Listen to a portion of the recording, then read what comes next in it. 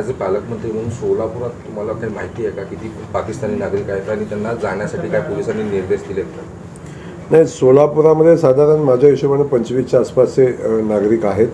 त्यामधले कायमस्वरूपी म्हणजे लॉंग टाईम विजाचे 10-11 लोक आहेत अशी माझी माहिती आहे. आणि 14 लोक जे आहेत की ज्यांना परत पाठवण्यासारखी परिस्थिती आहे.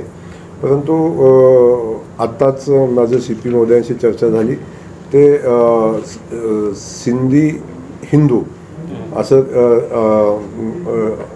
हिंदू आहेत असं त्यांनी माहिती मला आत्ताच दिलेली आहे.